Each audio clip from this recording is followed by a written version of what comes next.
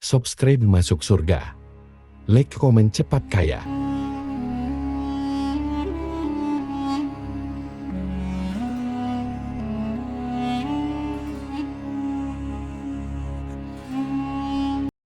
Assalamualaikum warahmatullahi wabarakatuh. Para pemirsa YouTube sekalian, pada kesempatan hari ini saya akan membahas terkait dengan Nabi Sulaiman alaihissalam.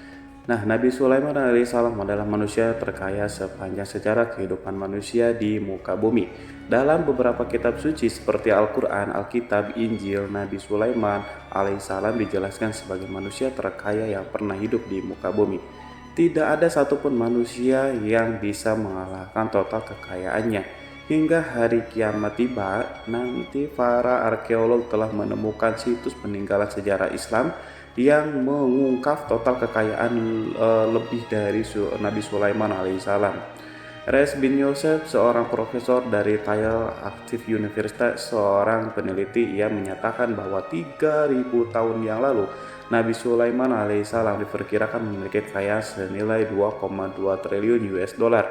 Apabila dikonversi dengan nilai mata uang dolar hari ini dan apabila dirupiahkan, maka nilainya setara dengan 32.891.870 triliun rupiah. Nilai itu berkali-kali lipat lebih banyak dari total kekayaan negara Indonesia yang hanya mencapai 11,454 triliun rupiah per 31 Desember 2021. Nabi Sulaiman AS memiliki beberapa mukjizat, diantaranya dapat berbicara dengan bahasa binatang. Beliau dapat memerintahkan mereka untuk melakukan sesuatu. Beliau juga dapat mengendalikan besar kecilnya tekanan angin dan dapat mengatur ke arah mana angin akan menghembus. Sehingga dengan itu Nabi Sulaiman dapat memanfaatkan angin sebagai kendaraannya dan juga kendaraan tentaranya. Nabi Sulaiman juga bisa melunakkan besi dan membentuk menjadi pakaian perang yang anti tusukan, senjata tajam. Tapi Nabi Sulaiman memimpin para jin, mereka tunduk dan patuh pada Nabi Sulaiman. Tidak hanya itu, setan dan iblis laknatullah yang merupakan makhluk pembangkang dapat dibuat tunduk bertekuk lutut pada perintah-perintah Nabi Sulaiman. Bisa melakukan teleportasi, yaitu berpindah dari satu tempat ke tempat yang lainnya dalam waktu singkat. Peristiwa tersebut dibuktikan dengan pemindahan singgasana Ratu Bilqis atas perintah Nabi Sulaiman. Nabi Sulaiman juga dikenal sebagai raja yang adil dan bijaksana. Nabi Sulaiman diberkahi kecerdasan yang sangat luar biasa untuk menyatupadukan segenap kekuatan yang Allah berikan kepadanya. Ia mengelola dan membawa kerajaannya menjadi kekuatan raksasa yang tak terkalahkan di masanya. Dengan segenap kemampuan yang dimiliki, tentara Nabi Sulaiman adalah tentara terkuat di bumi tanpa ada yang menandinginya. Pertanyaan mendasar yang muncul kali ini adalah dari mana sumber kekayaan dan kekuatan Nabi Sulaiman alaihissalam? Untuk mendapatkan jawabannya dari pertanyaan itu, simak video ini sampai akhir. Sebelum itu, mari bantu channel ini untuk terus berkembang dengan cara subscribe dan nyalakan tanda loncengnya, juga like, komentar yang positif, berikan share juga pada video ini. Semoga bernilai amal jariah karena ikut mensiarkan kisah Islam pada masyarakat Islam dan dunia. Terima kasih. Bismillahirrahmanirrahim.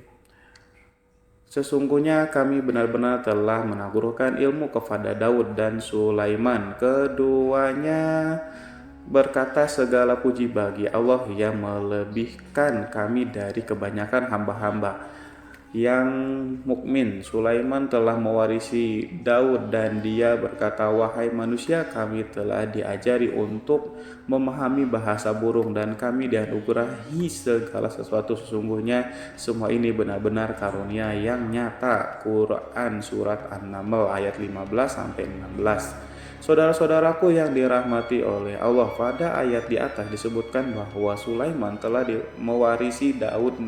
Nabi Sulaiman mewarisi Nabi Daud dalam sisi kenabian dan kekuasaan, bukan mewarisi harta, karena para nabi tidak mewarisi harta sebab sepeninggalan mereka harta para nabi menjadi sedekah bagi orang-orang yang ada di sekitar mereka, yaitu orang-orang fakir dan orang-orang yang membutuhkan, dan harta para nabi tidak dikhususkan bagi kalangan keluarganya. Rasulullah bersabda, kami para nabi tidak mewariskan Nabi Sulaiman mewarisi kenabian dari Nabi Daud.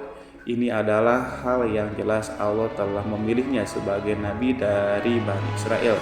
Begitu juga Allah telah memberinya kekuasaan kerajaan sehingga ia menjadi pemimpin Bani Israel. Barangkali sesuatu yang paling penting yang diwarisi oleh Nabi Sulaiman dari Nabi Daud adalah tradisi militer. Kemajuan militer yang dahsyat telah berpindah kepada Nabi Sulaiman.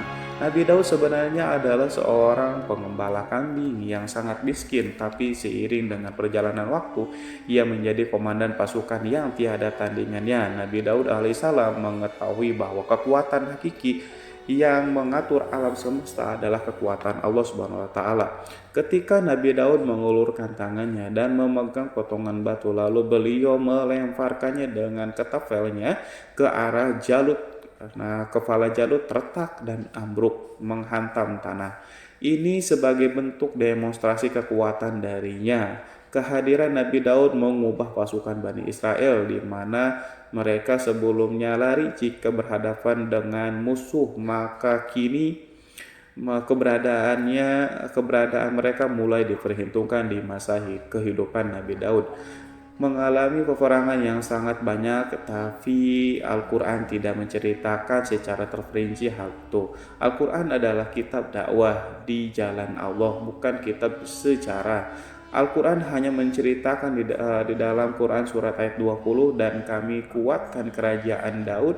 Ayat tersebut berarti bahwa Nabi Daud belum pernah terkalahkan dalam peperangan yang diikutinya. Di samping dukungan yang Allah berikan kepadanya, juga pasukan dan rakyat di mana mereka adalah orang-orang yang bertauhid, menyerahkan diri kepada Allah.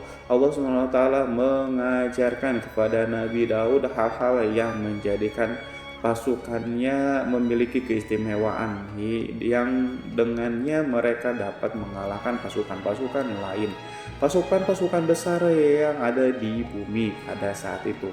Allah Subhanahu wa taala telah berfirman dalam Quran surat Saba ayat 10, dan kami telah melunakkan besi untuknya. Baju besi mungkin akan menjadi masalah dalam benak kita ketika orang-orang akan berperang. Baju besi cukup mengganggu gerakan mereka. Kita bisa membayangkan ketika ada dua orang berperang, salah satunya dapat bergerak bebas sementara yang lainnya tidak leluasa bergerak karena tertahan dengan pakaiannya. Namun dengan kekuasaan Allah, Nabi Daud dapat melunakkan besi dan membuat baju besi menjadi ringan yang mudah untuk digunakan. Ini adalah kemajuan penting yang Allah berikan kepada Nabi Daud dan tentaranya. Kemajuan itu kemudian diajarkan dan diwariskan dan dimiliki oleh Nabi Sulaiman alaihissalam. Nabi Sulaiman memiliki pasukan yang dahsyat yang melebihi pasukan manapun di bumi saat itu, atau bahkan mungkin saat ini. Bahkan Allah menambahkan karunia-Nya kepada Nabi Sulaiman yang disebutkan dalam Quran surat An-Naml ayat 16. Dan Sulaiman telah mewarisi Daud, dan dia berkata, wahai manusia, kami telah diberi pengertian tentang suara burung, dan kami diberi segala sesuatu. Sesungguhnya ini benar-benar sesuatu karunia yang nyata. Saudara-saudaraku yang dirahmati oleh Allah, pada suatu hari Nabi Sulaiman alaihissalam mengangkat tangannya berdoa kepada Allah. Berdoa kepada Allah antara hati Nabi dan Allah tidak ada penghalang, tidak ada jarak, tidak ada sekat. Waktu tak ada satu pun dari para nabi yang berdoa kepada Allah. Wali doanya pasti dikabulkan. Doa Nabi Sulaiman alaihissalam direkam di dalam Quran surat Shad ayat 35. Nabi Sulaiman berkata, ya Tuhanku, ampunilah aku, anugerahkanlah kepadaku kerajaan yang tidak dimiliki oleh seorang pun, Sesudahku, Nabi Sulaiman menginginkan dari Allah suatu kerajaan yang belum pernah diperoleh oleh siapapun setelahnya. Allah Subhanahu wa taala mengabulkan doa Nabi Sulaiman dan memberinya kerajaan tersebut. Nabi Sulaiman mewarisi kekuasaan, kenabian, hikmah, ilmu dari Nabi Daud alaihissalam. Orang-orang menyebutnya Sulaiman al-Hakim, Sulaiman yang bijaksana. Kebijaksanaan Nabi Sulaiman tidak terbatas pada keadilannya di tengah-tengah manusia yang juga kasih sayangnya kepada mereka. Namun kebajikan Nabi Sulaiman juga berlaku di kalangan burung dan binatang lainnya. Nabi Daud juga mengenal bahasa burung, tetapi Nabi Sulaiman dapat berbicara dengan bahasa burung. Bahkan ia dapat menggantikannya sebagai pembantunya ketika Nabi Daud bertasbih, gunung-gunung dan burung-burung serta binatang buas ikut bertasbih bersamanya. Bahkan angin pun berhenti untuk mendengarkan tasbih itu. Sedangkan Nabi Sulaiman, Allah Subhanahu wa taala memberinya karunia lebih dari itu, di mana binatang-binatang buas tunduk padanya. Begitu juga angin dan burung. Saudara-saudaraku yang dirahmati oleh Allah, Nabi Sulaiman alaihissalam mampu mendengarkan bisikan semut yang berbicara kepadanya kepada sesamanya. Mereka bahkan ia mampu memerintahkan semut tersebut sehingga semut itu menjadi taat pada perintah pasukan Nabi Sulaiman. Nabi Sulaiman memiliki kekuatan yang sangat dahsyat di dunia. Belum pernah ada di dunia ini satu pasukan pun yang memiliki kekuatan seperti itu. Kekuatan Nabi Sulaiman berasal dari beberapa kombinasi yang sangat mengagumkan, sehingga karenanya ia tidak dapat tertandingi. Kekuatan itu terdiri dari manusia, binatang, jin, dan lain-lainnya. Sebagainya kita mengetahui bahwa jin adalah makhluk Allah dan manusia tidak mampu melihatnya atau menghadirkannya atau meminta pertolongan kepadanya. Sedangkan Nabi Sulaiman telah diberi Allah suatu kemampuan untuk menundukkan jin, memperkerjakan mereka sebagai tentara di tengah-tengah peperangan. Bahkan ia mampu menjadikan mereka sebagai pekerja-pekerja kasar di kerajaannya saat tidak ada peperangan. Maka karena itu ketika ada pasukan lain yang mencoba melawan pasukan Nabi Sulaiman, mustahil mereka akan mendapatkan kemenangan. Bahkan pasukan Nabi Sulaiman diperkuat oleh burung-burung. Di pasukan Nabi Sulaiman memerankan tugas penting, yaitu menjadi agen intelijen. Kita mengetahui bahwa peran informasi saat peperangan adalah hal yang penting, dan informasi tersebut pasukan dapat mengetahui keadaan lawannya. Demikian peranan burung pada pasukan Nabi Sulaiman. Ia terbang di tengah-tengah musuh, kemudian ia kembali pada Sulaiman untuk menyampaikan berita tentang keadaan lawannya. Di samping itu, di samping jin, burung Allah juga menundukkan angin untuk Nabi Sulaiman. Nabi Sulaiman dapat memerintahkan angin dan ia mampu untuk menaiki angin tersebut bersama tentaranya. Di dalam Quran surat Shad ayat 36-40 Allah SWT berfirman, "Kami tundukkan kepada angin yang berhembus dengan baik menurut kemana saja yang dikehendaki Sulaiman, dan kami tundukkan pula kepadanya setan-setan, semuanya ahli bangunan dan penyelam, dan setan yang lain yang terikat dalam belenggu. Inilah anugerah kami, maka berikanlah kepada orang lain atau tahanlah untuk dirimu sendiri dan dengan tiada pertanggungjawaban, dan sesungguhnya dia mempunyai kedudukan yang dekat pada sisi kami dan tempat kembali yang baik." Saudara-saudaraku yang dirahmati oleh Allah juga memberikan kemampuan yang tak seorang pun dari para nabi mendapatkannya, yaitu kemampuan untuk memerintahkan setan. Setan adalah satu bagian dari jin. Ia adalah kelompok yang celaka dari bangsa jin. Kelompok ini sebenarnya tidak mampu dikuasai oleh manusia, bahkan jin yang saleh tidak dapat mengatur setan. Adapun Nabi Sulaiman, Allah telah memberinya kekuasaan untuk menundukkan setan dan memperkerjakannya. Mereka bahkan mengikatnya dengan rantai serta menghukumnya jika ia menentang pada perintah setan. Membangun untuk Sulaiman istana-istana dan patung-patung dan alat-alat perang. Bahkan setan-setan itu menyelam di dasar laut untuk mengeluarkan permata dan yakut untuk Sulaiman. Jika ada di antara setan yang menentang perintahnya, maka Nabi Sulaiman alaihissalam mengikatnya dengan rantai. Ini semua menunjukkan kekayaan Nabi Sulaiman dan kekuasaan di mana ia mampu mengatur banyak makhluk di bumi ini. Tentu saja kemampuan itu semuanya adalah atas izin atau kehendak dari Allah Subhanahu wa taala. Sebagai mukjizat dari Allah Subhanahu wa taala berfirman dalam Quran surat Saba ayat 12, dan sebagian dari jin ada yang bekerja di hadapannya di bawah kekuasaannya dengan izin Tuhannya, dan siapa yang menyimpang di antara mereka dari perintah kami, maka kami rasakan kepadanya azab neraka yang apinya menyala-nyala. Para jin itu membuat untuk Sulaiman apa yang dikehendakinya dari gedung-gedung yang tinggi dan patung-patung dan piring-piring yang besarnya seperti kolam atau periuk yang tetap berada di atas tungku. Saudara-saudaraku yang dirahmati oleh Allah, Nabi Sulaiman yang bijaksana adalah penguasa yang tak tertandingi di muka bumi ini. Meskipun memperoleh nikmat-nikmat khusus yang agung itu yang Allah berikan kepada Nabi Sulaiman, beliau tetap menunjukkan dirinya sebagai manusia yang paling banyak berzikir kepada Allah dan manusia yang paling banyak bersyukur di zamannya. Saudara-saudaraku yang dirahmati Allah, sebagaimana Allah Subhanahu wa taala telah memberikan nikmat kepada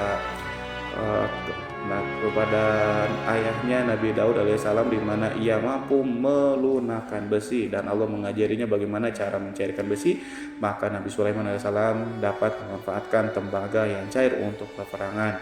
Dan juga di saat perdamaian, pada saat peperangan beliau mencampur tembaga dengan besi dan membuat darinya perunggu. Mereka menggunakan senjata-senjata perunggu dalam peperangan seperti pedang, baju besi, dan juga pisau. Senjata-senjata ini adalah senjata yang paling kuat di saat itu. Sedangkan di saat damai, tembaga digunakan untuk membuat bangunan, perhiasan, dan sebagainya. Meskipun Nabi Sulaiman mendapatkan banyak nikmat yang besar ini dan karunia yang khusus, Allah Subhanahu wa taala mengujinya dengan suatu ujian yang dahsyat, ujian yang akan selalu datang kepada seorang hamba yang soleh. Ketika hamba itu mendapatkan kedudukan besar, maka ujiannya pun menjadi besar. Allah Subhanahu wa taala menguji Nabi Sulaiman dengan penyakit. Saudara-saudaraku, ujian yang dialami Nabi Sulaiman diceritakan oleh Fakhrur Razi Sulaiman, diuji dengan suatu penyakit yang keras, di mana bahkan saat itu tidak mampu mengatasi sakitnya Nabi Sulaiman karena saking kerasnya, sehingga para dokter dari kalangan manusia dan jin tidak mampu menghilangkan penyakit itu.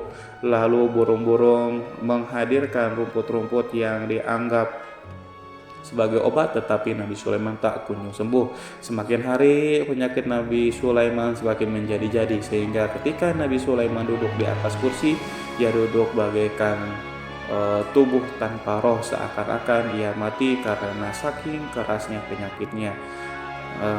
Sakit yang diderita oleh Nabi Sulaiman alaihissalam berlangsung sangat lama, namun Nabi Sulaiman tidak berhenti-hentinya berzikir kepada Allah yang meminta kesembuhan kepada Allah, serta peristiwa pada Allah dan mengungkapkan rasa cinta kepadanya. Selesailah ujian Allah terhadap hambanya Nabi Sulaiman alaihissalam. Beliau pun sembuh. Ini Nabi Sulaiman merasakan kembali kesehatan setelah ia mengetahui segala kejayaan dan segala kekuasaan serta segala kebesarannya tidak lagi mampu menghilangkan penyakit yang dideritanya. kecuali jika Allah menghendakinya. Saudara-saudaraku yang dirahmati oleh Allah, Nabi Sulaiman telah membangun tempat ibadah, tempat sujud sehingga manusia menyembah Allah di dalam rumah itu, menunjukkan keunggulan seni arsitektur dan seni fahat. Orang-orang yang membangun rumah itu berjumlah puluhan ribu orang. Tentu setiap kelompok dari mereka memiliki pekerjaan masing-masing. Di antaranya mereka ada yang mencairkan tembaga, di antara mereka ada yang tukang pahat, ada juga tukang ukir, ada juga membelah batu, ada juga yang memotong-motong kayu, ada yang mendatangkan rumput-rumput dari Lebanon, ada juga yang mendatangkan emas dan menjadikannya lempengan-lempengan yang mengkilat untuk menutupi kayu, untuk melapisi dinding. Bahkan dari golongan jin pun membantu membangun rumah tersebut. Tentu sebagai perintah dan bimbingan Nabi Sulaiman, mereka membuat patung-patung yang besar, membuat bejana yang besar untuk tempat makan para tentara dan pekerja, yaitu bejana seperti gunung. Karena saking beratnya dan besarnya, mereka juga membuat tempat-tempat minum yang besarnya seperti kolam. Nabi Sulaiman mengawasi para pekerja dan juga mengurusi masyarakatnya, di mana beliau mengenali program mereka dan berusaha memecahkan. Beliau juga mengawasi pasukannya dari kalangan binatang dan burung. Beliau mengetahui apakah ada sesuatu di antara mereka yang tidak datang, tidak hadir, di mana ia pergi, serta mengapa ia pergi. Nabi Sulaiman menguasai pengetahuan itu. Semua Nabi Sulaiman bukan hanya mengetahui problem tentaranya dari kalangan manusia dan juga tentaranya dari kalangan burung, namun ia juga menunjukkan kasih sayang terhadap semut, di mana beliau mendengar bisikan dan tidak suka untuk menginjakkan. Nabi Sulaiman selalu menundukkan kepalanya ke bumi sebagai bentuk rasa rendah diri dan syukur kepada Allah Subhanahu wa taala. Pada saat itu, hari Nabi Sulaiman berjalan di depan tentaranya dan tiba-tiba ia mendengar suara semut yang berkata kepada teman-temannya dari kalangan semut, yaitu terrekam dalam Al-Quran surat An-Nahl ayat 18 sampai 19. Wahai semut, semua masuklah ke dalam sarang-sarangmu agar kamu tidak terinjak oleh Sulaiman dan tentaranya, sedangkan mereka tidak menyadari. Nabi Sulaiman alaihissalam tersenyum mendengar itu, berarti ia berdoa, ya Allah Tuhanku, berilah aku ilham untuk tetap mensyukuri nikmat-Mu yang telah Engkau anugerahkan kepadaku dan kepada orang tuaku, ibu bapakku, dan untuk mengerjakan amal saleh yang Kau ridhoi, dan masuklah aku ke dalam rahmat-Mu dan dalam golongan hamba-hamba-Mu yang saleh. Saudara-saudaraku yang dirahmati Allah, meskipun Nabi Sulaiman mendapatkan kekuasaan dan memiliki tentara yang besar, namun beliau menunjukkan kasih sayang terhadap bangsa semut. Beliau mendengarkan fisiknya dan melihat semut yang ada di depannya. Oleh karena itu ia tak mungkin baginya untuk menginjak golongan semut itu. Nabi Sulaiman bersyukur kepada Allah yang telah memberinya nikmat itu, yaitu nikmat rahmat dan kasih sayang. Di samping itu, Nabi Sulaiman alaihissalam adalah orang yang paling kaya di dunia. Istananya terbuat dari kayu gaharu yang memiliki bau dan harum. Istananya terbuat dari emas dan terkadang dari kristal. Beliau juga memiliki kursi besar yang terbuat dari emas dan permata. Istana Nabi Sulaiman merupakan istana yang paling besar di dunia. Nabi Sulaiman menggunakan pakaian dari emas dan permata. Meskipun demikian, Nabi Sulaiman tetap menunjukkan sebagai hamba yang berserah diri dan rendah diri di hadapan Allah Subhanahu wa taala dan sederhana di depan manusia. Nabi Sulaiman yang merendahkan dirinya di hadapan Allah, ia selalu sujud kepada Allah sebagaimana ayahnya yang selalu bertasbih kepada Allah. Nabi Sulaiman selalu melantunkan lagu-lagu cinta ilahi dan hanya memuji Allah Subhanahu wa taala. Pada suatu hari Nabi Sulaiman mengeluarkan perintah kepada pasukannya untuk bersiap-siap. Kemudian Nabi Sulaiman keluar dan memeriksa pasukannya satu demi satu. Pasukannya diteliti. Kelompok yang pertama adalah kelompok manusia. Nabi Sulaiman memperhatikan kesiapan mereka, lalu Nabi Sulaiman mengeluarkan perintah kepada mereka. Kemudian Nabi Sulaiman memeriksa kelompok jin dan menyampaikan perintahnya kepada mereka. Beliau memenjarakan jin yang tampak bermalas-malasan. Saat beliau saat bekerja lalu beliau memeriksa binatang dan berkata kepada mereka, apakah mereka sudah makan dengan baik? Apakah mereka tidur dengan nyenyak? Apakah ada yang mengadu pada mereka misalnya karena penyediaan sesuatu atau karena makanan yang tidak layak? Apakah di sana ada yang sakit dan lain sebagainya? Semuanya diperiksa oleh Nabi Sulaiman. Ketika Nabi Sulaiman merasa puas dengan semuanya, Nabi Sulaiman memasuki tenda tempat berkumpulnya para burung. Nabi Sulaiman alaihissalam kemudian memasuki tenda tersebut dan mengamati keadaan di sekitarnya sehingga beliau mengetahui bahwa ada satu burung yang tidak hadir, yaitu burung hudhud. Nabi Sulaiman alaihissalam kemudian berkata kepada yang diabadikan dalam surat An-Naml ayat 20, mengapa aku tidak melihat burung hudhud? Burung-burung yang lainnya tampak terdiam sebagai penghormatan dan mereka mendengarkan apa yang dikatakan pemimpin mereka Nabi Sulaiman. Nabi Sulaiman mengarah ke pandangannya pada semua burung dan tidak menemukan burung hudhud di antara mereka. Tak seekor burung pun yang mengetahui keberadaan burung hudhud. Absen pada apel wajib kali ini, Nabi Sulaiman memulai menampakkan kemarahannya. Apakah dia termasuk yang tidak hadir? Tiba-tiba seekor burung kecil memberanikan diri untuk berkata kepada Nabi Sulaiman, wahai Nabi yang mulia, seharusnya hudhud ada bersamaku kemarin untuk melaksanakan tugas penyelidikan. Ia adalah pemimpin misi itu, namun burung hudhud belum datang. Oleh karena itu aku tidak pergi bersamanya. Burung itu tampak gemetar karena Nabi Sulaiman bahwa hudhud tidak hadir dan tak seorang pun mengetahui kemana ia pergi. Hudhud pergi tanpa terlebih dahulu meminta izin kepada Nabi Sulaiman dan tidak memberitahu kemana keberadaannya. Dalam keadaan marah, Nabi Sulaiman berkata, sesungguhnya aku benar-benar akan mengazabnya dengan azab yang keras atau benar-benar menyembelihnya kecuali jika ia benar-benar datang kepadaku dengan alasan yang jelas. Kawanan burung-burung mengetahui bahwa Nabi Sulaiman sedang marah dan telah menetapkan untuk menyiksa burung hudhud atau menyembelihnya atau justru memaafkan dengan syarat ia datang dengan membawa alasan yang dapat menyelamatkan, atau dengan kata lain burung hudhud dapat memastikan bahwa ia melaksanakan tugas yang penting. Nabi Sulaiman menunjukkan kemarahannya yang besar sehingga siapapun merasa takut pada Nabi Sulaiman marah, maka kemarahannya akan membelak kebenaran. Kemudian beliau dapat melaksanakan ancaman dengan cara yang mudah. Seekor burung tanpa gemetar ketakutan melihat kemarahan Nabi Sulaiman.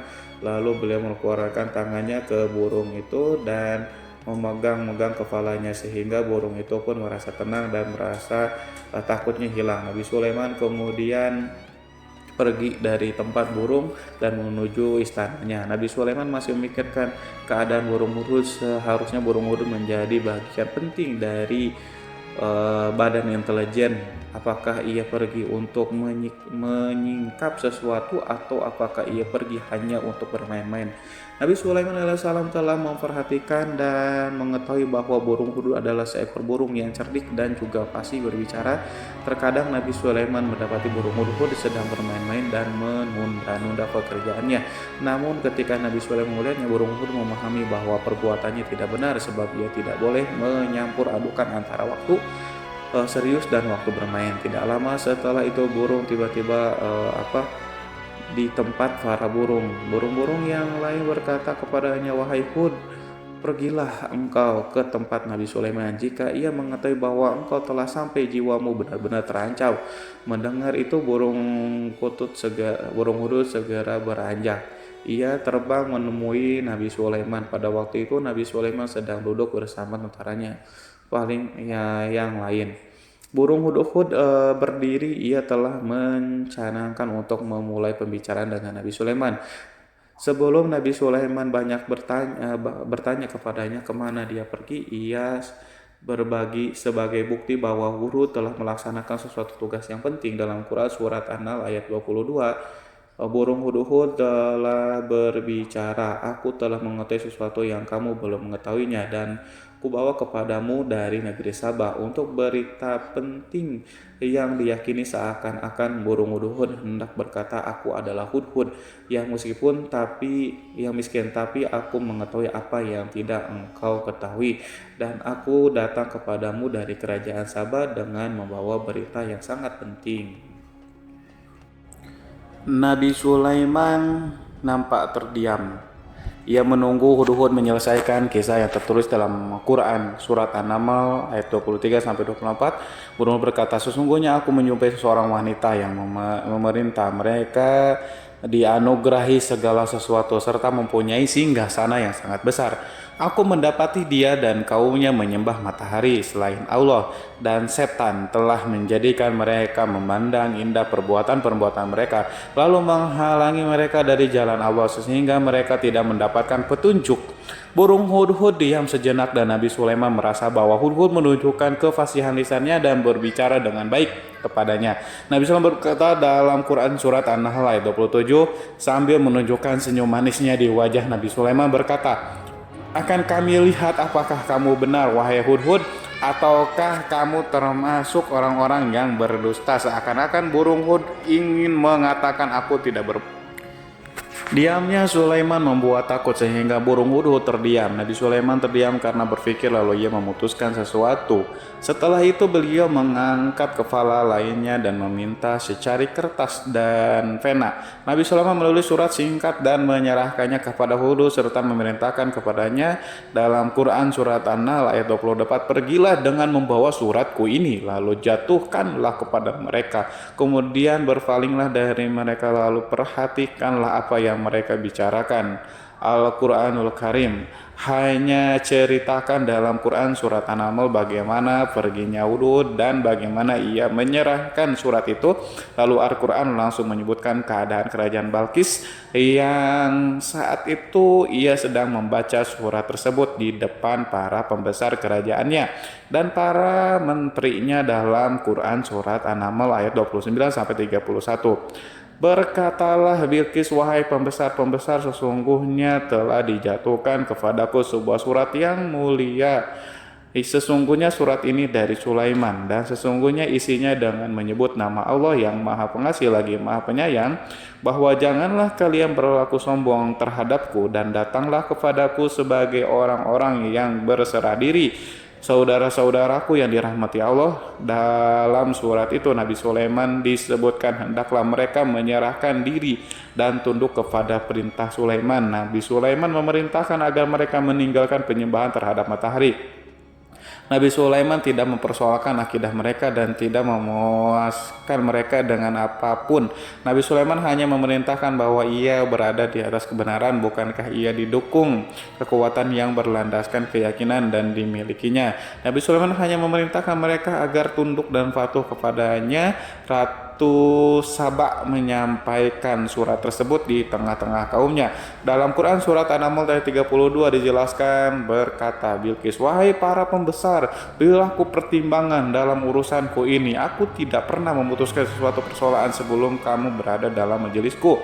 Saudara-saudaraku yang dirahmati Allah, para pembesar istana Bilqis menentang surat tersebut. Isi surat itu membangkitkan kesombongan kaum Saba, di mana mereka merasa lebih kuat. Mereka mengetahui bahwa di sana ada seseorang yang mencoba menentang mereka dan mengisyaratkan peperangan kepada mereka. Lalu ia minta kepada mereka untuk memenuhi syarat-syarat sebelum terjadinya peperangan dan kekalahan dalam Quran surat An-Nahl ayat 33. Mereka menjawab, kita adalah orang-orang yang memiliki kekuatan dan juga memiliki keberanian yang sangat dalam. Peperangan dan keputusan berada di tanganmu, wahai rajaku. Maka pertimbangkanlah apa yang akan kamu perintahkan. Saudara-saudaraku yang dirahmati Allah, para pembesar kaum Sabah seakan ingin berkata kita siap untuk melaksanakan perang. Tampaknya ratu itu memiliki kebijakan yang lebih baik dari pembesar kaumnya. Surat Sulaiman itu membuatnya berpikir lebih jernih dan lebih berhati-hati. Ia berusaha sebisa mungkin menghindari peperangan. Ratu itu berpikir dalam tempo yang lama. Nama Sulaiman tidak diketahuinya dan ia pun belum pernah mendengarnya. Oleh karena itu Ratu kaum Sabah tidak mampu mengetahui dan mendeteksi seberapa besar kekuatan Nabi Sulaiman. Boleh jadi Nabi Sulaiman memiliki kekuatan yang dahsyat sehingga ia mampu memerangi kekuasaannya dan mengalahkannya. Kemudian ratu memperhatikan apa yang ada di sekelilingnya.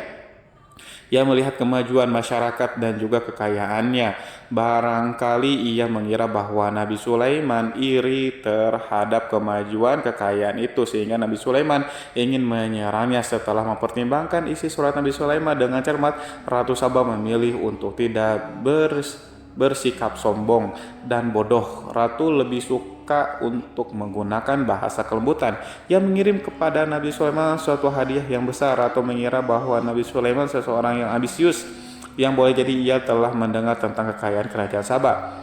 Para utusan pergi dengan membawa hadiah dari Ratu Saba. Ratu berharap agar mereka dapat memasuki kerajaan Nabi Sulaiman dan akan mengetahui kondisi kerajaan. Saat mereka pulang, Ratu ingin mendengar secara langsung dari mereka tentang bagaimana keadaan kaum Nabi Sulaiman dan pasukannya. Setelah mendapatkan informasi yang cukup, maka Ratu Bilqis dapat membuat sesuatu keputusan yang tepat. Ratu menyembunyikan apa yang terlintas dalam pikirannya, lalu ia berbicara kepada pembesar istananya bahwa ia dapat menyingkapi niat jahat Raja Sulaiman.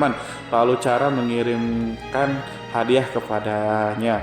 Ratu lebih memilih cara tersebut dan menunggu reaksi dari Nabi Sulaiman. Ratu berhasil memuaskan para pembesar istana dan untuk sementara ia menghilangkan ide untuk berperang. Karena para raja jika menyerang satu desa, maka pemimpin desa tersebut adalah orang yang paling banyak mendapatkan kehinaan dan kerjaan. Akhirnya para pembesar kaumnya merasa puas dengan pikiran Ratu Bilqis. Saudara-saudaraku yang dirahmati oleh Allah, dalam Quran surat An-Naml ayat 34-35 dijelaskan, Bilqis berkata, dia berkata sesungguhnya raja-raja apabila memasuki suatu negeri niscaya mereka akan membinasakannya dan menjadikan penduduknya yang mulia menjadi hina, dan demikian pula lah yang akan mereka perbuat, dan sesungguhnya aku akan mengirim utusan kepada mereka dengan membawa hadiah, dan aku akan menunggu apa yang akan dibawa kembali oleh utusan itu. Saudara-saudaraku yang dirahmati Allah, kemudian sampailah hadiah dari Ratu Bilqis kepada Nabi Sulaiman. Para intelijen Nabi memberitahunya bahwa utusan Bilqis datang dengan membawa hadiah. Nabi Sulaiman langsung mengetahui bahwa Ratu Bilqis itu sengaja mengirim orang-orangnya untuk mengetahui atau mendapatkan informasi tentang kekuatannya. Lalu setelah itu ia akan mengambil keputusan atau mengambil sikapnya kepada kerajaan Nabi Sulaiman. Sulaiman segera memanggil semua pasukannya untuk berkumpul. Utusan Bilqis segera memasuki istana. Nabi Sulaiman yang dipenuhi dengan pasukan besar yang bersenjata melihat itu, utusan Ratu Bilqis tercengang dan ia terkejut ketika mereka melihat kekayaan yang mereka bawa tidak ada apa-apanya dibandingkan apa yang ada di sana. Hadiah mereka tanpa tidak berarti, emas yang mereka bawa tanpa tidak memiliki makna. Saat mereka memasuki istana Nabi Sulaiman yang terbuat dari kayu-kayu pohon gaharu, ia mengeluarkan bau yang harum serta dihiasi dengan emas permata. Para utusan Ratu Bilqis berdiri bersama Nabi Sulaiman dan menyaksikan bagaimana Nabi Sulaiman mengendalikan pasukannya. Kemudian mereka mulai berpikir tentang kekuatan dan kualitas pasukan Nabi Sulaiman. Betapa kagetnya mereka ketika melihat di tengah-tengah pasukan itu terdapat singa, burung, dan tentara dari kalangan manusia yang mampu terbang. Mereka pun sadar bahwa mereka di hadapan pasukan yang tiada tersaingi. Demonstrasi pasukan Nabi Sulaiman. Kemudian para utusan ratu dipersilahkan maju ke tempat hidangan makanan. Para utusan itu sangat terkejut ketika melihat berbagai macam makanan dari penjuru dunia ada di depannya, dan di antara makanan itu terdapat pula makanan yang biasa ditemukan di negeri mereka, tetapi mereka melihat bahwa makanan itu memiliki rasa yang lebih istimewa. Selain itu, piring-piring yang ada di depannya mereka dan dijadikan tempat makanannya terbuat dari emas, dan mereka dilayani oleh laki-laki yang berhias dengan emas. Ratu mereka pun tidak mengenakan hiasan itu di meja makanan itu. Terdapat burung, ikan laut, dan berbagai macam daging yang mereka tidak mampu lagi membedakan daging apa itu. Nabi Sulaiman tidak makan bersama mereka, tapi beliau makan dengan menggunakan piring yang terbuat dari kayu. Beliau makan roti yang kering yang dicampur dengan minyak. Inilah makanan yang dipilih Nabi Sulaiman. makan bersama mereka dalam keadaan diam. Mereka merasa kehadiran Nabi Sulaiman menciptakan suatu wibawa yang luar biasa. Selesai perjamuan itu, makanan itu sudah selesai. Lalu dengan sangat malu mereka menyerahkan hadiah dari Ratu Bilqis kepada Nabi Sulaiman. Hadiah itu berupa emas. Bagi mereka hadiah itu sangat bernilai tinggi, tapi di sini hadiah itu tampaklah kecil di hadapan kekayaan Nabi Sulaiman yang sangat mengagumkan. Nabi Sulaiman memperhatikan hadiah ratu itu dan berkata dalam Quran surat An-Nahl ayat 36, maka tatkala utusan itu sampai pada Sulaiman, Sulaiman berkata, apakah patut kamu menolong aku dengan harta? Maka apa yang diberikan Allah kepadaku lebih baik daripada apa yang diberikannya kepadamu, tetapi kamu merasa bangga dengan hadiahmu. Saudara-saudaraku, Raja Sulaiman menyingkap dengan kata-katanya yang singkat itu penolakannya terhadap hadiah mereka. Ia memberitahu utusan itu bahwa ia tidak menerima. Ia memberitahu utusan itu bahwa ia tidak menerima hadiah tersebut. Ia tidak merasa puas dengan hadiah itu. Yang membuatnya puas hanyalah, janganlah kalian berlaku sombong terhadapku dan datanglah kepadaku sebagai orang-orang yang berserah diri. Lalu Nabi Sulaiman berkata kepada mereka pelan. Hal itu diabadikan dalam Quran surat An-Naml ayat 33. Kembalilah kepada mereka, sesungguhnya kami akan mendatangi mereka dengan bala tentara yang mereka tidak kuasa melawannya, dan pasti kami akan mengusir mereka dari negeri itu, yaitu negeri Sabah, dengan terhina, dan mereka akan menjadi tawanan yang hina. Saudara-saudaraku yang dirahmati oleh Allah, Nabi Sulaiman kemudian meninggalkan para utusan ratu setelah terlebih dahulu mengancam mereka. Para utusan itu mengharap agar lebih Sulaiman mau menunggu kunjungan Ratu Bilqis sendiri yang akan membawa misi perdamaian. Akhirnya sampailah para utusan Ratu Bilqis ke negeri Sabah. Mereka segera menuju ke istana sang ratu. Mereka memberitahu bahwa negeri mereka ada di ujung tanduk. Mereka menceritakan kepada ratu tentang kekuatan Nabi Sulaiman dan tidak mungkin bagi mereka mampu melawannya. Mereka meyakinkan Ratu Bilqis bahwa ia harus mengunjunginya dan melihat sendiri bagaimana kebesaran kerajaan Nabi Sulaiman. Kemudian ratu menyiapkan dirinya untuk pergi menuju kerajaan Nabi Sulaiman dan sudah duduk di kursi kerajaan di tengah-tengah para pembesarnya dan para menterinya serta para komandan pasukan. Beliau berpikir tentang sosok Bilqis. Sulaiman mengetahui bahwa Bilqis menuju tempatnya. Meski dikelilingi rasa takut, Nabi Sulaiman berpikir sejenak tentang bagaimana matahari disembah. Ia memikirkan bagaimana informasi yang diterima oleh intelijennya tentang kemajuan kerajaan Bilqis dalam bidang kesenian dan ilmu pengetahuan. Nabi Sulaiman bertanya kepada dirinya sendiri, apakah kemajuan menjadi penghalang untuk mengetahui kebenaran? Apakah ratu itu gembira dengan kekuatan yang dicapainya, dan ia membayangkan bahwa kekuatannya adalah segalanya dengan kemajuan yang dimilikinya. Nabi Sulaiman ingin membuat kejutan agar ratu mengetahui bahwa Islam yang diyakini oleh Nabi Sulaiman adalah satu-satunya yang mampu mendatangkan kemajuan dan kekuatan yang hakiki, sehingga ia dapat membandingkan antara keyakinannya dalam menyembah matahari beserta kemajuan yang mencapainya dengan keyakinan Nabi Sulaiman juga beserta kemajuan yang diraihnya. Saudara-saudaraku yang dirahmati oleh Allah, para mata-mata Nabi Sulaiman telah memberitahu bahwa hal yang sangat disegani dan dikagumi oleh kaum Bilqis adalah kerajaan Sabah, yaitu singgasana Raja Bilqis.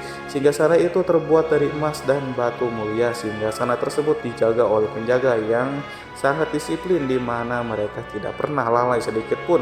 Oleh karena itu sangat tepat apabila Nabi Sulaiman menghadirkan singgasana di sini di kerajaannya, sehingga ketika ratu tiba maka ia dapat duduk di atasnya. Nabi Sulaiman ingin membuat kejutan kepadanya dan menunjukkan bahwa kemampuannya tersebut yang berlandaskan pada keislaman. Nabi Sulaiman melakukan yang demikian itu dengan harapan agar si ratu tunduk kepadanya. Ide itu terlintas dalam diri Nabi Sulaiman, lalu ia mengangkat kepalanya dan menoleh kepada anak buahnya.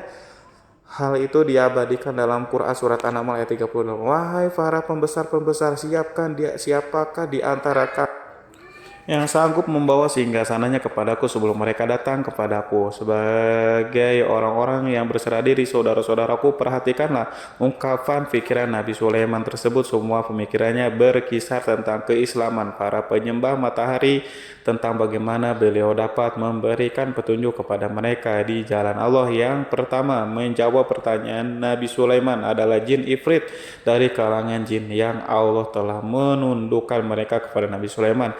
Dalam Quran surah Al-Rahman ayat 39 berkata Ifrit yang cerdik dari golongan jin, aku akan datang kepadamu dengan membawa singgasana itu kepadamu sebelum kamu berdiri dari tempat dudukmu. Sesungguhnya aku benar-benar kuat untuk membawanya lagi. Dapat dipercaya Nabi Sulaiman berdiri dari tempat duduknya setelah 1 jam atau 2 jam, namun jin itu berjanji kepadanya untuk menghadirkan singgasana Bilqis. Sebelum itu istana Nabi di Palestina,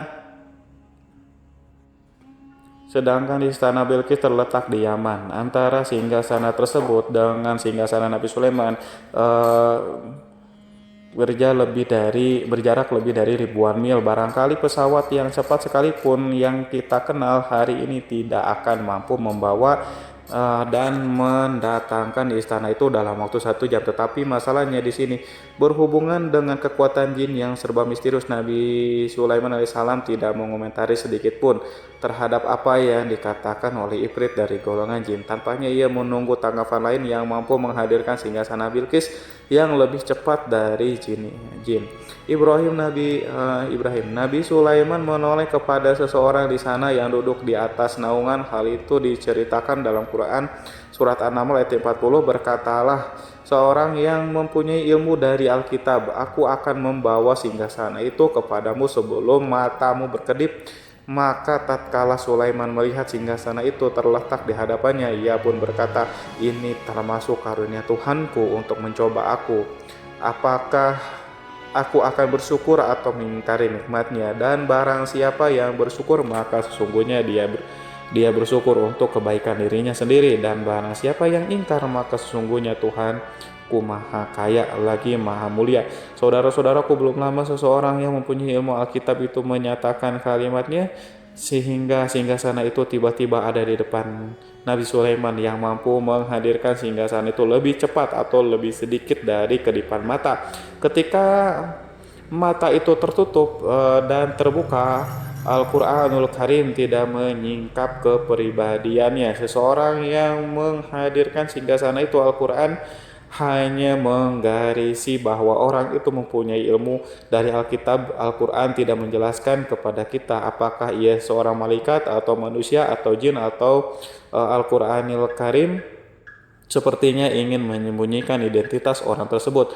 Al-Quran sengaja tidak menyingkap hakikat kitab yang dimaksud. Saudara-saudaraku yang dirahmati Allah, setelah melintas singgasana itu, Nabi Sulaiman bersyukur kepada Allah.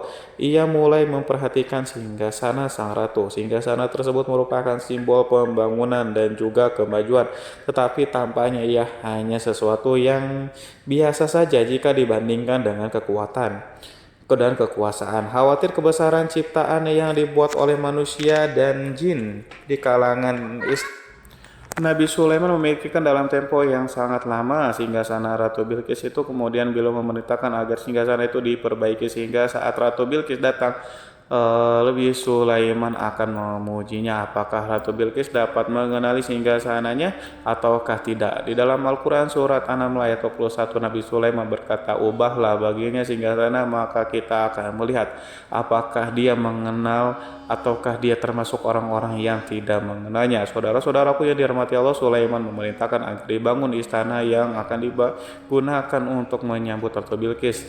Nabi Sulaiman memilih tempat di laut dan ia memerintahkan agar dibangun suatu istana di mana sebagian besarnya terdiri dari air laut. Nabi Sulaiman memerintahkan agar lantainya itu terbuat dari kaca yang tebal dan kuat, sehingga orang-orang yang berjalan di atas istana itu akan dapat melihat di bawahnya ada ikan-ikan yang berwarna-warni yang berenang-renang, dan mereka akan melihat rumput-rumput laut yang bergerak-gerak. Akhirnya terselesaikan pembangunan istana itu. Saking bersihnya kaca lantai sehingga tampak di sana tidak ada kaca burung kaca. Burung Hud memberitahu Nabi Sulaiman bahwa Bilqis telah sampai di dekat kerajaannya. Kemudian Ratu Bilqis datang. Al-Quran tidak menyebutkan keadaan Nabi Sulaiman saat menyambut Bilqis, namun Al-Quran menunjukkan dua sikap Ratu Bilqis. Pertama, bagaimana sikap Bilqis ketika pertama kali melihat singgasananya yang datang mendahulunya, padahal ia telah meninggalkannya. Pengawalnya untuk tetap setia menjaga singgasananya. Keadaan kedua adalah keadaan di depan istana yang dibangun untuk penyambutan Ratu Bilqis. Istana penuh dengan permata yang berenang di bawahnya, ikan-ikan. Dalam Quran surat An-Nahl ayat 42 dijelaskan, dan ketika Bilqis datang ditanyakanlah kepadanya, serupa inikah singgasanamu Bilqis? Menjawab seakan-akan singgasana ini adalah singgasanaku. Kami telah diberi pengetahuan sebelumnya dan kami adalah orang-orang yang berserah diri. Saudara-saudaraku pada dialek di atas. Bilqis melihat singgasananya dan ia tercengang saat mengetahui bahwa itu adalah singgasana miliknya. Namun ia kemudian mulai ragu karena melihat tidak sepenuhnya itu singgasana miliknya. Jika itu benar-benar miliknya, lalu bagaimana ia datang mendahulinya? Dan bila bukan singgasananya, maka bagaimana Sulaiman dapat meniru sepersis dan seteliti itu, padahal Sulaiman tidak pernah sekalipun pergi ke kerajaannya. Nabi Sulaiman berkata saat melihat Bilqis mengamati singgasananya, "Apakah ini singgasanamu?" Dia sangat kebingungan, namun setelah itu ia menjawab, "Sepertinya benar." Nabi Sulaiman berkata lagi, "Kami telah diberi ilmu sebelumnya dan kami sebagai orang-orang muslim saudara-saudaraku yang dirahmati oleh Allah." Melalui pertanyaan itu Nabi Sulaiman ingin mengisyaratkan kepada Bilqis agar ia membandingkan antara keyakinannya beserta ilmu yang dicapainya dengan keyakinan Nabi Sulaiman yang muslim beserta kata pengetahuan yang telah diraihnya, penyembahan terhadap matahari dan pencapaian ilmu yang dicapai oleh Bilqis, tanpa tidak ada apa-apanya dibandingkan dengan ilmu Nabi Sulaiman dan keislamannya. Nabi Sulaiman telah mendahulunya dengan bidang ilmu karena keislamannya. Karena itu sangat mudah baginya untuk mengungguli Bilqis. Dalam ilmu-ilmu yang lainnya, demikianlah yang diisyaratkan pernyataan Sulaiman kepada Bilqis. Sahabat itu bahwa ini adalah singgasananya, di mana singgasana itu datang lebih dulu daripada dirinya. Beberapa bagian darinya telah diubah saat Bilqis masih di dalam perjalanan menuju ke tempat Nabi Sulaiman. Ia berpikir kemampuan apa yang dimiliki oleh Nabi Sulaiman. Ratu Bilqis tercengang melihat apa yang disaksikannya, yang berupa buah dari keimanan Nabi Sulaiman dan hubungannya dengan Allah SWT. Sebagaimana Bilqis juga tercengang ketika melihat kemajuannya di bidang ilmu pembangunan, seni, dan ilmu-ilmu yang lainnya. Maka ia lebih kagum lagi saat melihat hubungan yang kuat antara keislaman Nabi kiriman dengan ilmunya, serta kemajuan yang diraihnya. Dalam Quran surat An-Nahl ayat 84 dijelaskan, dan apa yang disembahnya selama ini selain Allah mencegahnya untuk melahirkan keislamannya, karena sesungguhnya ia terdahulu termasuk orang-orang yang kafir. Saudara-saudaraku yang dirahmati Allah, tergoncanglah dalam benak Bilqis ribuan hal yang melihat keyakinan kaumnya runtuh di hadapan Nabi Sulaiman, yang menyadari bahwa matahari yang disembahnya hanya merupakan ciptaan Allah, di mana ia menggerakkannya untuk hamba-hambanya. Lalu terbitlah matahari, kebenaran di dalam dirinya atau hatinya diterangi oleh cahaya baru yang tidak akan tenggelam seperti tenggelamnya matahari. Masa keislamannya hanya menunggu waktu saja. Ratu Bilqis memilih waktu yang tepat untuk mengumumkan keislamannya.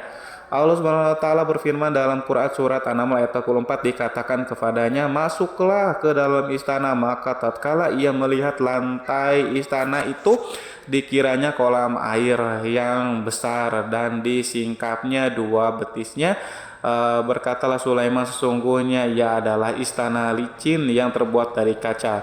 Berkatalah Balkis, wahai Tuhanku, sesungguhnya aku telah berbuat zalim terhadap diriku dan aku berserah diri bersama Sulaiman kepada Allah Tuhan semesta alam. Saudara-saudaraku yang dirahmati Allah, dikatakan kepada Balkis, masuklah ke dalam istana. Ketika ia masuk, maka ia tidak menyaksikan adanya kaca, tetapi ia melihat air sehingga ia mengira akan bersinggungan dengan air laut. Lalu ia menyingkapkan sedikit bajunya agar bajunya tidak basah. Nabi Sulaiman mengingatkan tanpa melihatnya agar ia tidak khawatir terhadap pakaiannya, karena pakaiannya tidak akan basah sebab di sana tidak ada air, itu sekedar kaca yang halus, yang saking halusnya sehingga ia tidak tampak. Pada kesempatan itu Balkis mengumumkan keislamannya yang mengakui kelaliman dirinya, dan ia menyatakan menyerahkan diri kepada Nabi Sulaiman dan kepada Allah Tuhan semesta alam. Lalu kaumnya pun mengikutinya dan mereka tidak memeluk Islam. Balkis menyadari ia berhadapan dengan penguasa yang terbesar di bumi dan salah satu Nabi Allah yang mulia. Untuk pertama kalinya wajah Sulaiman tampak dihiasi dengan senyuman yang menunjukkan kepuasannya sejak Balkis mengunjunginya. Demikianlah Sulaiman mewujudkan kejayaan yang hakiki dan menyebarkan cahaya Islam di muka bumi. Saudara-saudaraku, Al-Quran tidak menyebutkan kisah Balkis setelah keislamannya. Para ahli tafsir mengatakan bahwa ia menikah dengan Nabi Sulaiman. Selain itu, ada yang mengatakan bahwa ia menikah dengan salah satu orang dekat Nabi Sulaiman. Ada juga yang mengatakan bahwa sebagai raja Habasyah adalah keturunan dari buah perkawinan ini. Wallahu alam bishawab. Saudara-saudaraku yang dirahmati Allah, Nabi Sulaiman hidup di tengah-tengah kejayaan dan kemuliaan di bumi. Kemudian Allah menetapkan kematian untuknya, sebagaimana kehidupan Sulaiman berada di puncak kemuliaan dan kejayaan yang penuh dengan keajaiban yang luar biasa. Maka kematiannya pun merupakan tanda-tanda kebesaran Allah yang penuh dengan keajaiban. Demikianlah bahwa kematiannya sesuai dengan kehidupannya, sesuai dengan kejayaannya. Allah berfirman tentang kematian Sulaiman di dalam Al-Quran surat Sab ayat 14, maka tatkala kami telah menetapkan kematian Nabi Sulaiman, tidak ada yang menunjukkan kepada mereka kematiannya itu kecuali rayap yang memakan tongkatnya. Maka tatkala ia telah tersungkur, taulah jin bahwa kalau sekiranya mereka mengetahui yang gaib, tentulah mereka tidak akan tetap dalam siksa yang menghinakan. Saudara-saudaraku yang kemampuan Nabi Sulaiman untuk menundukkan jin dan mempekerjakan mereka serta hubungan mereka dengannya, semua itu menimbulkan fitnah di tengah-tengah manusia dalam hal tertentu, dan kematian Nabi Sulaiman merupakan batasan jawaban terhadap fitnah ini. Kami tidak mengetahui siapa yang mengklaim bahwa jin mengetahui hal yang gaib, apakah itu setan yang terkutuk atau jin yang bodoh atau manusia yang tertipu. Kami tidak mengetahui siapa yang bertanggung jawab terhadap tersebarnya isu yang keliru ini. Yang kita tahu adalah bahwa hal tersebut adalah mempengaruhi sebagian manusia dan jin. Barangkali manusia berkata kepada diri mereka, selama jin melakukan perbuatan yang luar biasa ini, maka apa gerangan yang menjadikan mereka tidak mengetahui hal yang gaib? Manusia itu lupa bahwa kunci kegaiban berada di tangan Allah. Masalah ilmu gaib tidak akan mampu dikuasai oleh jin, manusia, para nabi, dan semua makhluk. Hanya Dia yang mengetahui, dan manusia yang diberitahu hanya sedikit. Sekali lagi, saudara-saudaraku yang dirahmati Allah, seakan-akan Allah telah merencanakan bahwa kematian Sulaiman bertujuan untuk menghancurkan pemikiran itu, yaitu pemikiran bahwa jin mengetahui hal-hal yang gaib. Jin bekerja untuk Nabi Sulaiman selama beliau hidup, dan tatkala beliau meninggalkan maka tugas mereka menjadi bebas. Nabi Sulaiman meninggal tanpa diketahui oleh jin, sehingga mereka tetap bekerja untuknya. Mereka tetap mengabdi kepada Sulaiman. Seandainya mereka mengetahui hal yang gaib, niscaya mereka tidak meneruskan pekerjaannya. Mereka saudara-saudaraku, pada suatu hari Nabi Sulaiman memasuki mihrabnya untuk itikaf, ibadah dan beribadah kepada Allah. Tak seorang pun yang berani mengganggu khalwatnya di mihrab itu. Mihrab Sulaiman terletak di puncak gunung dan dindingnya terbuat dari permata. Pada suatu hari Nabi Sulaiman duduk bersandar pada tongkatnya yang tampak tenggelam dalam tafakur. Beliau berzikir kepada Allah hingga rasakan untuk menguasainya. Lalu setelah itu malaikat maut menemuinya di mihrabnya. Nabi Sulaiman pun meninggal, beliau bersandar pada tongkatnya. Jin melihatnya dan mengira bahwa beliau sedang sholat, sehingga mereka pun terus melanjutkan pekerjaannya. Berlalulah hari-hari yang panjang, kemudian datanglah rayap itu, yaitu semut kecil yang memakan kayu. Hewan itu mulai memakan tongkat Nabi Sulaiman. Rayap itu tampak lapar. Sebagian dari tongkat Nabi Sulaiman dimakan beberapa hari oleh rayap itu. Ketika yang dimakan semakin bertambah, maka tongkat itu pun menjadi rusak dan kemudian jatuh dari tangan Nabi Sulaiman alaihissalam. Tubuh mulia itu kehilangan pertimbangan dan kemudian jatuh terhempas di bumi. Tatkala tubuh suci itu tersungkur, maka manusia segera menuju ke arahnya. Mereka menyadari dan mengetahui bahwa Nabi Sulaiman telah meninggal dalam waktu yang lama. Jin menyadari bahwa mereka tidak mengetahui hal yang gaib dan manusia pun mengetahui hal yang hakikatnya. Ini seandainya jin mengetahui hal yang gaib, niscaya ia tidak akan meneruskan siksa yang hina. Mereka tidak akan bekerja kepada Sulaiman. Demikianlah Nabi Sulaiman alaihissalam meninggal dalam keadaan duduk dan salat timiranya. Lalu berita itu tersebar bagaikan api di bumi. Manusia, burung, dan binatang buas mengantarkan jenazah Nabi Sulaiman. Sekawanan burung tanpa sedih dan menangis. Semua makhluk bersedih. Akhirnya tak seorang pun mengetahui bahwa burung di bumi meninggal seorang yang memahami pembicaraan burung, binatang-binatang, jin, dan yang lainnya. Sebagian burung-burung itu berkata betapa beratnya kehidupan di tengah orang-orang yang tidak mengetahui pembicaraan kita. Wallahu a'lam bishawab. Wassalamualaikum warahmatullahi wabarakatuh.